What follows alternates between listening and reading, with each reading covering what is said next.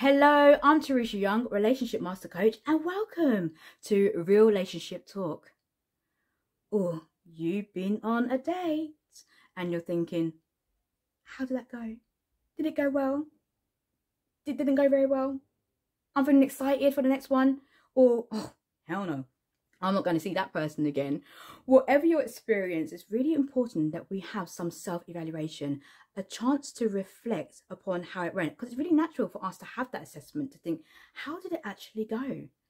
So in this video, I would like to offer you the opportunity to focus on 6 key areas to help you with that self-reflection, because it's really important that you take time to be honest with yourself and make choices that are aligned with your values, your needs and your desires for whatever you're looking for, whether that is a long-term relationship or a sense of connection that you feel with somebody. Now, it's going to be a completely subjective process. It's going to be what is showing up for you. But these 6 key areas will be so helpful for you when it comes to evaluating the dating experience, whether it's your first date, your second date, your third date, whatever timeline you are on.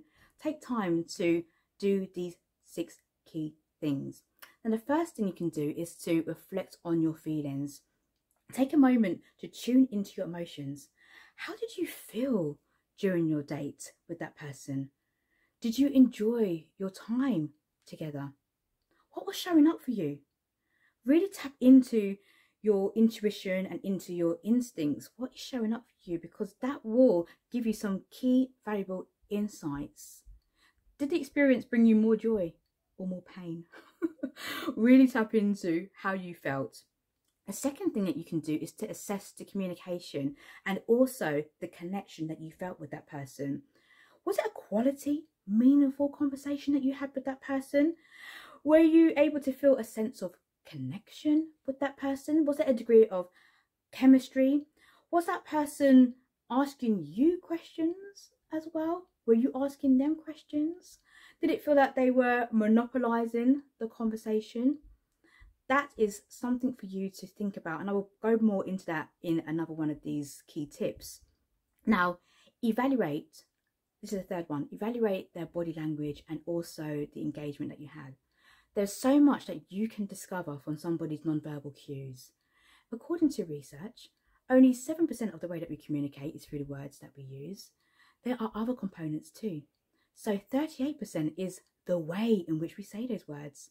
So it's the pitch, it's the tone, it is also the rhythm of it. Did they sound bored when they were talking to you? Did they sound like they had a lack of interest? Or did they sound excited? Did they have passion in their voice or a sense of curiosity? How were they saying it? Now, 55% is the body language. It's the physiology. It is our facial gestures. It's our expressions, all of the gestures that we use, how we are showing up. So were they lean back from you? Were they open? Were they closed? Were their legs twisted towards you? Were they twisted away from you? Really assess what the non-verbal cues were. Now, it may be that you need to think about this stuff before you go, so you know what you're looking for. So also be mindful of the way that you are showing up. Everything that I'm sharing with you is also a reflection for you to think about how you're showing up. So it's not just an assessment of the other person, but what was your body language like? Did you notice actually that you were sitting away from them? Because there might have been something that they said or something that they did that made you pull back. Be mindful of what is showing up for you in your body too, and the way in which you're saying things. So remember, it goes both ways.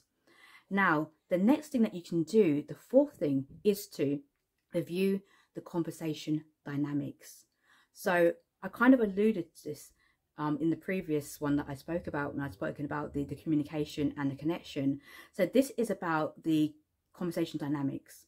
So was there enough questions being asked from the other person? Did they have that sense of curiosity? Did it feel really meaningful?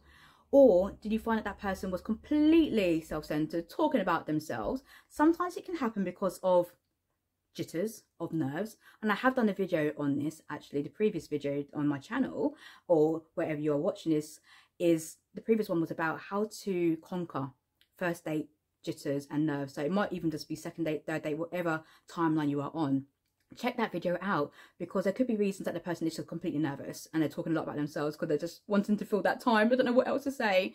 But really, you want the conversation to be meaningful, for you to be sharing information. So was there enough sharing of the information? Were you asking them questions? They were asking you questions too. And just really think about how the conversation was flowing, because that can give you some insight into communication styles. Communication is absolutely big. It's massive when it comes to relationships. In actual fact, when I'm working with my clients, is one of people's pet peeves is that ineffective communication is actually leading to a lot more disharmony when it comes to relationships. So really tap into whether you guys have a good, strong, harmonized communication style, because that can be important. Now, the fifth one for you to take stock of is take notes of any red flags or any concerns that are showing up for you. So is there anything that caused you to be concerned? It could be maybe their behavior. It could be something that they said.